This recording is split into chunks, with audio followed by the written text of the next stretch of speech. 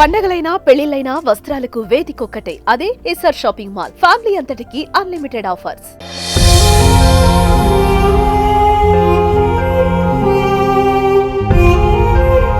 నా బిడ్డ పెద్ద పండుగకి రాలేదు, క్రిస్మస్ పండుగకి రాలేదు, నాకు లేకుండా పోయింది. Welcome to Suman TV. ఈరోజు మనం సింగరాయకొండ మండలం శానంపూడి గ్రామంలో ఎస్సీ కాలనీలో ఉన్నాం. అయితే ఇక్కడ ఒక మహిళ తగరం అమూల్య అనేటువంటి రీసెంట్ గా మ్యారేజ్ అయింది ఒక 40 రోజుల క్రితం. ఆ అమ్మాయి ఉరేసుకొని చనిపోయింది. అది ఎందుకు చనిపోయింది, ఏ కారణంతో చనిపోయింది అనేటువంటిది ఎవరికి అర్థం కావట్లేదు. కాబట్టి ఎలా చనిపోయింది అనేటువంటిది వాళ్ళ భర్త, వాళ్ళ అత్త వాళ్ళని స్టేషన్ లో ఉన్నారు. ప్రజెంట్ అమ్మాయి తరపునటువంటి వాళ్ళ అమ్మ, వాళ్ళ బంధువులు ఉన్నారు. ఏం జరిగింది అనేటువంటిది వాళ్ళ మాటల్లో మనం తెలుసుకుందాం. నా పేరు పాలపర్తి రమేష్. నేను అమ్మాయికి చిన్నాయన అవుతాను. మాది జరుగుమల్లి. మా అమ్మాయి 24వ తారీఖు మా అమ్మాయికి మ్యారేజ్ జరిగి ఎన్ని రోజులు అవుతుంది? 30 రోజులు అవుతుంది సార్, 40 రోజులు సుమారు. పోయిన నెల 11వ నెల 17వ తారీఖు మ్యారేజ్ జరిగింది. పోయిన నెల మ్యారేజ్ జరిగింది. పోయిన నెల 17వ తారీఖు మ్యారేజ్ జరిగింది. ఇంతలో ఏం జరిగింది? అమ్మాయి అత్తగారు పిల్ల మాట వినట్లేదు, కొంచెం మాకు ఎదురు చెప్తుంది, మీరు వచ్చి అమ్మాయితో ఒకసారి మాట్లాడండి అంటే మా నాన్నగారు మా అమ్మగారు 24వ తారీఖు వచ్చి 10 గంటలకి వాళ్ళ అమ్మగారితో వాళ్ళ భర్తతో ఈ అమ్మాయి భర్తతో మాట్లాడారు. మాట్లాడి అమ్మాయికి అమ్మ అట్లా పెద్దవాళ్ళని అలా అనకూడదు, తప్పు కదా అని చెప్తే, సరే తాతయ్య నేను గబక్కన తెలుసో తెలియక అన్నాను, అత్తమ్మ సారీ, ఇంక నేను ఎప్పుడు అలా చేయను అని దండం పెట్టి చెప్పింది సార్. అందరూ హ్యాపీగానే ఉన్నారు, ప్రాబ్లం అయితే ఏం లేదు. అమ్మాయి చాలా హ్యాపీగా ఉంది. మా నాన్నగారు అమ్మ ఇంటికి వెళ్దాం రామ్మా అంటే, తాతయ్య నేను సంక్రాంతి పండగకి వస్తాను, ఆయన నేను వస్తాము, ఫస్ట్ పండగ కదా మేము ఇక్కడ ఉంటాము అని అత్తగారు అంటుంది. ఇక్కడ మేము ఉంటాము అని అమ్మాయి చెప్పింది. అవి చెప్పినప్పుడు సాయంత్రం 4 గంటలకి మా నాన్నగారు మా అమ్మగారు బయలుదేరి జరుగుమల్లి వచ్చారు సార్. వచ్చిన తర్వాత పండగ కదా, క్రిస్మస్ పండుగ తర్వాత రోజు 25వ తారీఖు క్రిస్మస్ పండుగ సార్. 25వ తారీఖు ఫోన్ చేసి అమ్మాయితో ఒకసారి మాట్లాడాలి, ఒకసారి అమ్మాయికి ఇవ్వండి అని చెప్పి వాళ్ళ అత్తగారికి ఫోన్ చేశాడు మా నాన్నగారు. ఫోన్ చేసిన క్రమంలో ఆమె ఇక్కడ లేను, నేను ఓగూరులో ఉన్నాను, మధ్యాహ్నం నుంచి ఓగూరుకు వచ్చాను, మా కూతురు కాడికి వచ్చాను అని అనింది సార్. మా నాన్నగారు దానికి ఫస్ట్ పెళ్ళయి 4 రోజులే కదమ్మా, ఫస్ట్ పండగ కదా, మీరు ఎలా వెళ్తారు అమ్మాయిని వదిలిపెట్టి, సరే నువ్వు వెళ్ళేటప్పుడు మాకు ఫోన్ చేసి చెప్పాలి కదా, ఒక్కదాన్ని మీరు ఎలా వదిలిపెట్టి వెళ్తారు అని మా నాన్నగారు అడగడం జరిగింది. నేను మా కూతురు కాడికి పండగని నేను వచ్చాను, అమ్మాయి ఒక్కటే ఇంటికాడు ఉంది, ఆ గోపి కూడా అమ్మాయి భర్త పేరు గోపి కూడా డ్యూటీకి వెళ్ళాడు, సాయంత్రం 8 గంటలకు వస్తారు, అప్పుడు 8 గంటలప్పుడు ఫోన్ చేయమని చెప్పి వాళ్ళ అత్తగారు చెప్పింది సార్. ఇది జరిగింది. సాయంత్రం 7:40కి మాకు ఫోన్ చేసి గోపి ఫోన్ చేసి అమూల్య ఉరేసుకుంది తాతయ్య రాండి అని చెప్పి మమ్మల్ని పిలవడం ద్వారా మేము వచ్చాము. ఇక్కడికి వచ్చి చూసేసరికి అమ్మాయి ఏం జరిగిందో కూడా చెప్పలేదు, ఉరేసుకుందని అంటున్నారే కానీ ఎప్పుడో చనిపోయింది ఆ అమ్మాయి. 11-12 గంటలకే ఇక్కడ చనిపోయిందని మధ్యలో వాడు డ్యూటీ చేస్తున్నాడు సార్. డ్యూటీ చేస్తున్నవాడు మధ్యలో పర్మిషన్ తీసుకొని వచ్చి ఇక్కడికి వచ్చి చూశాడని ఇక్కడ చూసిన వాళ్ళు అనుకుంటుంటే మేము విన్నాము, కానీ భయపడి ఎవరు చెప్పట్లేదు. ఇది జరిగింది సార్.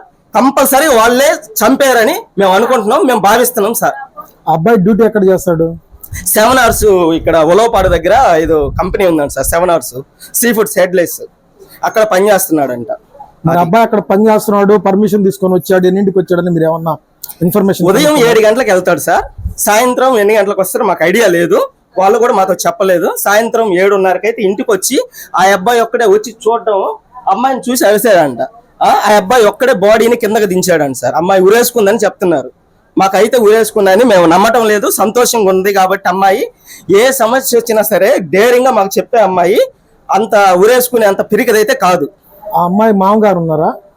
మామగారు వీళ్ళైతే ఇక్కడ లేరు సార్. మేము వచ్చినప్పుడు పక్కన ఎటేటో తిరుగుతా ఉన్నారు. అబ్బాయి వాళ్ళ అమ్మాయి ఏడుంది, వాళ్ళ నాన్నైతే ఇక్కడే ఉన్నారు కానీ నా కంటికైతే కనిపించలేదు, దూరంగా ఉండేడు. కావాలయ్యా, నా బిడ్డగా చేశారు, 40 రోజులు కూడా కాలేదయ్యా, నా పచ్చగా చేసుకున్నా, నా బిడ్డ నాకు లేకుండా చేశారు. నా బిడ్డ నాకు తెచ్చిమనండి అయ్యా. నా బిడ్డ నూరేసి మా అమ్మాయి మీతో ఏమైనా మాట్లాడిందా చనిపోవడానికి ముందు కానీ? ఆ రోజు మాట్లాడింది సార్. అమ్మ రోడ్లకి అరుస్తుందమ్మా, మా అత్త సిగ్గుపోయినట్టుంది, నేను ఉండి తెచ్చుకోలేదు, ఏదో ఒకటి చేసుకుంటానమ్మా నీది నాతోని, అమ్మ నువ్వేం భయపడగాక ఏమి కాదు అని చెప్పాను. నా పానం ఎట్లా ఉందమ్మా, నన్ను ఎవరు లెక్క చేయట్లేదు, నన్ను వీళ్ళేదో చేసేటట్టుగా ఉండరమ్మా, మనశ్శాంతి లేకుండా చేస్తున్నారు, కడుపు నిండా ముద్ద కూడా సరిగ్గా తినట్లేదని చెప్పారు. వీళ్ళు కట్నం పక్కనే పోయి మాట్లాడతాడని చెప్తే లేచిపోతాడు, వాడు పలకడు కొలకడు. మా అమ్మ నాని అంత దాని పోయావా అని అంటాడు అని అనింది సార్ నాతో. నిన్న బిడ్డ అంటే కట్నం ఏమన్నా ఇవ్వాల్సింది? 2 లక్షల రూపాయలు కట్నం ఇచ్చా, 3 సవర్లు బంగారం పెట్టావు సార్ నా బిడ్డని. నా బిడ్డ నాకు లేకుండా చేశారు. అప్పటికి మా అత్త మామూలు కూడా పంపించాను. క్రిస్మస్ పండగకి రండమ్మా అంటే మా ఆయనకి సెలవు లేదమ్మా, పెద్ద పండగ కొత్తంలే అన్న. నా బిడ్డ పెద్ద పండగకి రాలేదు, క్రిస్మస్ పండగకి రాలేదు, నాకు లేకుండా పోయింది. నా బిడ్డ నాకు తెచ్చిండయ్యా. తాతనే 24వ తేదీ మీరు ఇక్కడికి వచ్చారంటున్నారు కదా, మీకై మీరు వచ్చారా లేకపోతే వాళ్ళు ఫోన్ చేస్తారు? ఫోన్ చేశారు, వచ్చాం. దేనికి ఫోన్ చేశారు? అమ్మాయి చెప్పిన మాట అంటాం లేదు, నువ్వు ఎక్కడికి రా అని ఫోన్ చేస్తాను. వచ్చాం మేమిద్దరం. ఇక్కడికి వచ్చినాక మావా మీ పిల్ల మాట అంటాం లేదు, ఎదురుకెదురు మాట్లాడుతుంది, పని చేయటం లేదు అని అత్త అన్నది. మొగుడు మా అమ్మతో ఎదురు మాట్లాడితే మాత్రం నేను ఒప్పుకోను, ఎవరైనా ఆయాల ముక్కు మీద మచ్చందని అడిగావో నేను చెప్పలేదు నీకు, మా అమ్మ మీదకి వస్తే నేను ఆయాల కొట్లాటకు పోతే నాకు ఒకడు కొట్టాడు, ఆ దెబ్బ ఇవాళ చెబుతున్నాను నేను, మా అమ్మ ఎవరన్నా చంపేస్తాను నేను అన్నాడు. అమ్మ జరిగిన సంగతి ఏందని అడిగా. మావయ్య ఈ పిల్ల ఎదురుకెదురు సమాధానం చెబుతుంది మాకు, నువ్వెంత అంటే నువ్వెంత అంటుంది, ఇట్ట అంటుంది, మీ పిల్లకి భయం చెప్పుకోమంది. ఏందమ్మా అని పిల్లని అడిగా. తాత మా అత్త ఇప్పుడు నాకు తోటి సరిగా బలకటం లేదు, ఆ పల్లిలో చుట్టాలు ఉండరు, వాళ్ళు వచ్చేరేడకి గోపికి ఫోన్ చేశా. గోపి మనోళ్ళే పోయిరా ఆడదాకా అన్నాడు. పోయా, ఆడక పోయి వచ్చా. ఇక నా మీద ఏజం పెట్టుకొని మత్త నాతోటి పలకల అని అంద అమ్మాయి. అప్పుడు నేను అడిగితేనే మావా నేను పెద్దదాన్నే, మా ఆయన్ని కానీ నన్ను కానీ అడిగే పోవాలా, మేము వద్దంటే ఊరు కావాలా, ఎందుకు పోయింది అని అంది. అమ్మ గోపి పంపాడు అంట కదా అని అన్న. గోపియా పెద్దోడు మేమా అని అంది. ఇదయ్యా జరిగింది. నేను రామ్మా ఊరికి పోదామన్నా. తాత ఈ పండక్కి పంపనట్టం అత్తమావా, పెద్ద పండక్కి వచ్చి గుడ్డలు పెట్టించుకొని వస్తాం తాత అని అంది. ఏందని అడిగితే సరే పొండి మేము బాగానే చూసుకుంటామని చెప్పారు వాళ్ళు. తెల్లారి ఫోన్ చేసా మధ్యాహ్నం నేను ఓ ఊర్లో నేను ఇంటికాడ లేను, సాయంత్రం 8 గంటలప్పుడు ఫోన్ చెయ్యి, గోపికి చెయ్యి మాట్లాడతాడని చెప్పే. ఇక నువ్వు ఎందుకు వచ్చామ్మా ఒంగోలు ఓగూరు, పిల్లని వదిలిపెట్టి అట్టొచ్చావు, నువ్వు కొత్తగా పెళ్ళైన పిల్ల ఎట్ట వదిలిపెట్టి వచ్చావు అని అన్న. వాళ్ళు బాగానే ఉన్నారులే మావా, నువ్వు 8 గంటలకు చేయమంది. 8 గంటలకి ఫోన్ వచ్చింది నాకు, ఊరి చచ్చిపోయిందే పిల్ల రమ్మని. చచ్చిపోయిందని వాళ్ళు ఎట్లా నిర్ధారణ చేశారు? ఎక్కడికన్నా హాస్పిటల్ తీసుకెళ్లారా? తీసుకుపోలా, మరి చచ్చిపోయిందని చెప్పే పిల్లకి బాగులేదు రమ్మని చెప్పారు. మేము అంతా కదిలే ఏం జరిగింది ఏందని అడిగాం. వాడు కూడా పక్కన తీసుకొని వాడు చెప్పకుండా పక్కనోడు మీరు రండి పెద్ద అయినా అంటున్నాడు. ఆ గోపైన చేసుకున్న మొగుడు తాత పిల్ల పలకలేదు, హాస్పిటల్ తీసుకొని పోవాలి తాత అంటున్నాడు. ఈ సందర్భం లాక్కొని తాత మీరు రండి అసలు ఎక్కడికి వచ్చినాక మాట్లాడదామని అన్నాడు. ఇక నాతో వచ్చేసాం మేము. జరిగిన సంగతి వచ్చిన తర్వాత వాళ్ళు ఉన్నారా? వాళ్ళు లేరు. ఆ అబ్బాయి గోపి ఉన్నాడు. నేను నన్ను పండేసింది తీసి ఏమేమో అత్తేమో ఏడుస్తా ఉంది, ఓగూరు నుంచి వచ్చాను నేను అని.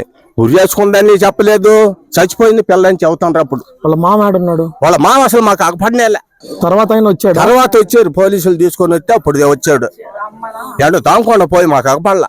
ఆ అమ్మాయి మీ ఊరికి కానీ మళ్ళీ ఏమన్నా వచ్చిందా? 40 రోజులు 40 రోజుల్లో ఎన్నిసార్లు వచ్చింది? ఒకసారి వచ్చింది సార్. వాడు తీసుకుపోయాము. అంటే వచ్చిన క్రమంలో వాళ్ళు మంచి చెడ్డలు కొత్తగా పెళ్ళైన వాళ్ళు కదా ఇక్కడ ఎట్టుంటారు ఏందనేది అలా తెలుసుకునేటప్పుడు నీతో ఏమన్నా మాట్లాడటం జరిగింది అమ్మాయి? అమ్మాయి బాగానే ఉంటున్నావు నాయనమ్మ అని చెప్పింది ఫస్ట్. చెప్పి మళ్ళీ ఆడ నుంచి 7 రోజులకి ఎడకొచ్చారు. ఎడకొచ్చినాక అప్పుడు ఆమె మళ్ళీ ఫోన్ చేసింది. నాయనమ్మ నువ్వు అనుకుంటున్నావు అంత మంచివాడేం కాదు నాయనమ్మ గోపి, నాకు భయం వేస్తుంది నాయనమ్మ అనింది. మా వాడు ప్రార్థన చేస్తున్నాడు, మంచి బిడ్డ అమ్మ, నువ్వు కూడా జాగ్రత్తగా ఉండని నేను చెప్తానే ఉన్నా. నువ్వు నన్ను అర్థం చేసుకోండి, నేను అనుకున్నంత మంచివాడు కాదమ్మా, వాళ్ళు మా అమ్మని చూసినావా నేను చూసినా, నాకు భయం వేస్తుంది అని చెప్పి ఏడ్చింది. అదే జరిగింది. నిన్న వచ్చిన రోజు ఆయనే మాట్లాడాడు. మా అమ్మని ఎవరైనా ఏదన్నా అన్నారంటే వాళ్ళని కొట్టడం కానీ చంపేయటం కానీ జరుగుద్దని నేను చెప్పాడు. అది లాస్ట్ మాట అది.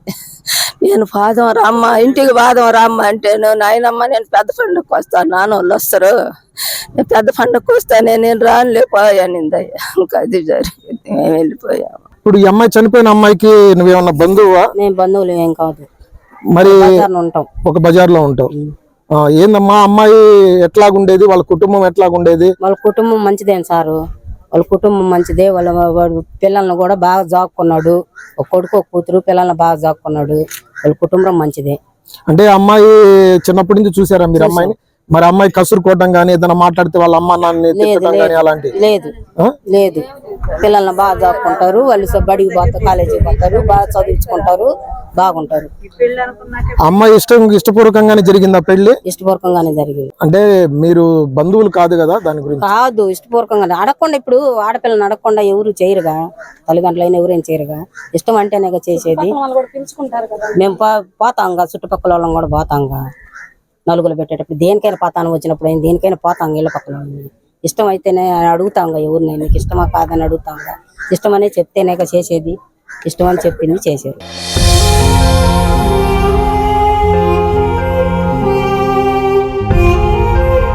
నా బిడ్డ పెద్ద పండుగకి రాలేదు, క్రిస్మస్ పండుగకి రాలేదు, నాకు లేకుండా పోయింది.